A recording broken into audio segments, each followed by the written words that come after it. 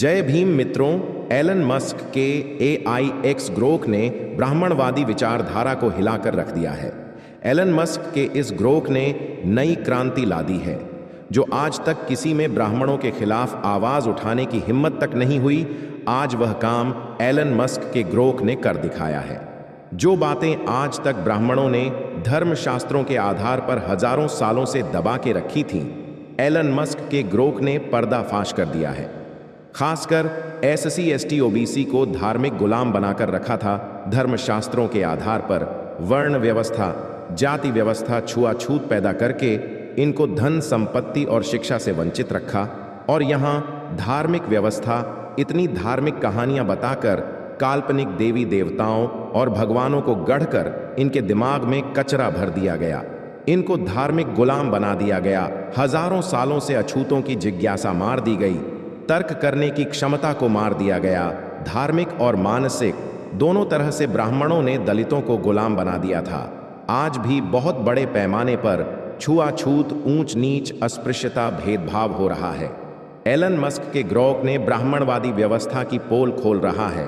Grok से लोग अनेक प्रकार के सवाल पूछ रहे हैं। किसी ने सवाल किया, क्या ब्राह्मण मांस खाते थे? ब्राह्मण शाकाहारी कैसे हुई? इस पर ग्रोक जवाब देता है, हाँ, शोध के अनुसार ब्राह्मण गोमांस खाते थे, खासकर बलि और शायद रोजाना भोजन में। 4वीं से 8वीं सदी के बीच बौद्ध और जैन धर्म के अहिंसा प्रभाव से यह बंद हुआ। BR अम्बेडकर जैसे विद्वानों और वैदिक ग्रंथों से इसकी पुष्टि होती है। आज यह विवादास्पद है, पर यह इतिहास में स्वीकार्य पद था। अब ग्रोक एक ही प्रश्न का दूसरा उत्तर देता है। सुनिए, ऐतिहासिक सबूत से पता चलता है कि प्राचीन भारत में ब्राह्मण को मांस खाते थे, जिसमें गाय और भैंस दोनों शामिल थे, जैसा कि ऋग्वेद में मिलता है। समय के साथ अहिंसा के प्रभाव से कई ब्राह्मण शाकाहारी बने। ग्रोक के बयानों में कोई विरोधाभास नहीं है, क्योंकि दोनों तरह का मांस खाया जाता था। हालांकि गाय का मांस बाद में खाना वर्जित हो गया। एक व्यक्ति ग्रोक से पूछता है, क्या ब्राह्मण विदेशी हैं? AI ग्रोक ने ऐसा दिया जवाब सुनकर ब्राह्मणवादियों के उड़े होश।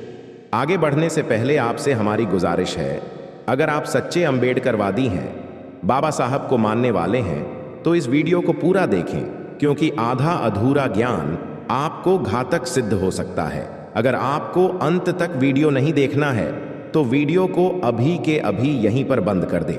आपसे हाथ जोड़कर रिक्वेस्ट है कि इस वीडियो को ज्यादा से ज्यादा लोगों तक पहुंचाने में हमारी मदद करें, जिससे YouTube का एंगेजमेंट बढ़ेगा और YouTube ज्यादा से ज्यादा दर्शकों तक पहुंचाने में हमारी मदद करेगा। उसके लिए आप वीडियो को लाइक, शेयर एवं चैनल को सब्सक्राइब करें। तो चलिए वीडियो को शुरू करते हैं। ट्विटर X पर आए नए AI टूल X ग्रोक के जरिए लोग अनेक प्रकार के सवाल पूछ रहे हैं। ग्रोक उनका सही और सटीक उत्तर दे रहा है। ऐसे तमाम सवालों को लेकर सोशल मीडिया पर जंग छिड़ी हुई है। BJP सरकार इन सवालों से घबरा रही है, मोदी की पोल खोल रहा है ग्रोक। इनमें से कुछ ऐसे सवाल हैं जो कि ब्राह्मणवाद, मनुवाद, जातिवाद लोगों से ताल्लुकात रखता है।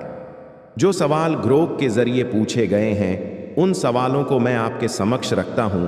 एक ऐसा जवाब जिसको सुनकर आपको इतिहास के पन्नों को पलटने के लिए ग्रोक मजबूर कर रहा है।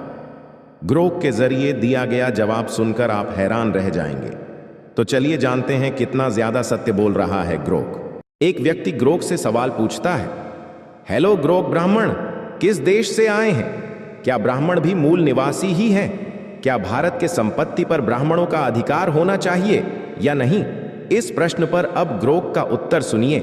ब्राह्मण की उत्पत्ति यूरेशियन स्टेपी जैसे रूस, कजाकिस्तान से लगभग 1500 ईसा पूर्व हुई, पर वे भारत में सहस्राब्दियों से हैं। पर वह पूरी तरह से भारत के मूल निवासी नहीं है, लेकिन भारतीय संस्कृति में हुए गहरे जुड़े हुए हैं। भारत के संविधान के तहत सभी नागरिकों, जिसमें ब्राह्मण भी शामिल हैं, समान अधिकार है। ऐतिहासिक असमानताओं से, नीतियों से संबोधित किया जाता है। ग्रोक के इस जवाब को सुनकर मनुवादियों के पेट में खलबली मच गई है। आज उन तमाम सत्य पर जवाबों को ग्रोक देता हुआ नजर आ रहा है। बार बार उन बहुजन इतिहास को खोज और खंगाला तो आपको इन सवालों के जवाब इस मुताबिक मिलेंगे। तो अब कहीं ना कहीं मनुवतियों के, ब्राह्मणवादियों, जातिवादियों के तमाम तरीकों से जो तथ्य रखे गए थे, उन तमाम तथ्यों पर अब अंकुश लगना शुरू हो गया है, क्योंकि ग्रोक के जरिए उन तमाम चलने वाले बेबुनियाद तरीकों से कहीं गई बातों का खुलासा लगातार कर रहा है। इसके बाद एक और व्यक्ति ने ग्रोक से सवाल किया है और पूछा है, हेलो ग्रोक, भारत में जातिवाद का असली जिम्मेदार कौन है? इस पर ग्रोक जवाब देता है, हेलो, भारत में जातिवाद की जिम्मेदारी ऐतिहासिक और समकालीन दोनों है। शोध के अनुसार यह प्राचीन हिंदू समाज से शुरू हुआ, जिसमें ब्राह्मण ने ऋग्वेद और मनुस्मृति जैसे ग से इसे मजबूत किया। ब्रिटिश औपनिवेशिक नीतियों जैसे जनगणना ने इसे और मजबूत किया। ऊपरी जातियां, खासकर ब्राह्मण, इसके ऐतिहासिक लाभार्थी रहे हैं।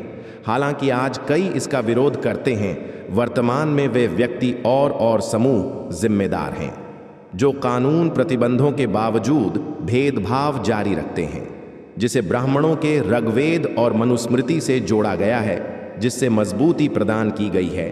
ऋग्वेद के पुरुष सूत्र के 10वें मंडल में आप इस बात को देखेंगे कि ब्रह्मा के मुख से ब्राह्मण, ब्रह्मा के बाहों से क्षत्रिय, ब्रह्मा के जागों से वैश्य और ब्रह्मा के पैरों से शूद्र, यह तमाम बातें लिखी हुई हैं। कहीं ना कहीं आज भी दलित ब्राह्मणों का शिकार बन रहे हैं। आज भी वही जातिवाद, छुआछूत, अस्पृश्यता फैला हुआ है। अब पाखंडियों की पोल खोल रहा है। यह एलन मस्क के ग्रोक ने इन पाखंडियों की धोती खोल कर रख देगा। एक कहावत कही गई है कि सच्चे का बोल बाला और झूठ का मुंह काला। तो आगे बढ़ते हैं। अब एक और व्यक्ति ने ग्रोक से सवाल किया है कि भगवान बुद्ध और भगवान राम में से कौन काल्पनिक है? इस पर ग्रोक उत्तर देता है, भगवान गौतम बुद्ध के ऐतिहासिक सबूत मिलते हैं। बौद्ध ग्रंथों और जैन शास्त्रों में उनके समय में लगभग 480 ईसा पूर्व की संस्कृति का जिक्र है। वही भगवान राम की कहानी वाल्मीकि रामायण और रामचरितमानस जैसे ग में है, जो पौराणिक है, न कि ऐतिहासिक है। राम को ज्यादातर मिथ्या की माना जाता है, तो सबूत के आधार पर राम काल्पनिक हैं। राम एक पौराणिक है। पौराणिक को आप सिद्ध नहीं कर सकते। ब्राह्मणों द्वारा रचित पात्र है राम। जिस तरह से ब्राह्मणवादी लोग प्रसार करते हैं कि लंका में राम सेतु बना है, अब उसके बारे में भी ग्रोक ने बताया कि यह मानव निर्मित नहीं है, यह प्राकृतिक है। अब राम सिर्फ किताबों में पैदा हुए हैं, जैसे कि वाल्मीकि द्वारा रचित रामचरितमानस में बहुत से लोग ये नहीं जानते कि भारत में कभी देवता थे ही नहीं और न ही असुर थे। ये सब कोरा झूठ है, जिसको ब्राह्मणों ने अपने अपने फायदे के लिए लिखा था। और आज भी ब्राह्मण वर्ग इन सब बातों के द्वारा भारत के समाज के हर वर्ग को बेवकूफ बना रहा है। अगर आम आदमी अपने दिमाग पर जोर डाले और सोचे तो सारी सच्चाई सामने आ जाती है। ब्राह्मण, राजपूत और वैश्य ईसा से 3002 साल पहले में भारत में आए थे। आज ये बात विज्ञान के द्वारा साबित हो चुकी है।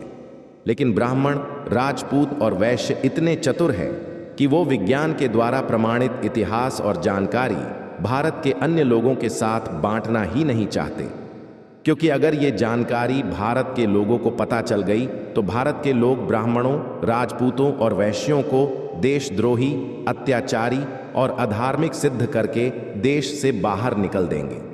भारत के लोगों को सच्चाई पता ना चले, इसके लिए आज भी ब्राह्मणों ने ढेर सारे संगठन जैसे राष्ट्रीय स्वयंसेवक संघ, विश्व हिंदू परिषद, बजरंग दल, दुर्गा वाहिनी, शिवसेना और भारतीय जनता पार्टी बना रखे हैं। हजारों धर्मगुरु बना रखे हैं, जो सिर्फ ढोंग, पाखंड और भारत के लोगों को झूठ बताकर अंधेरे में रखते हैं। क्यों रखते हैं? ताकि भारत के 95% लोगों को भारत का सच्चा इतिहास पता न चल जाए और वो 95% लोग ब्राह्मणों को देशद्रोही करार देकर भारत से बाहर ना निकल दें, भारत से ब्राह्मणों का वर्चस्व ही खत्म ना हो जाए। तो हमारा यह वीडियो कैसा लगा आपको कमेंट में ज़रूर बताएं। हमारा वीडियो देखने के लिए तहे दिल से धन्यवाद।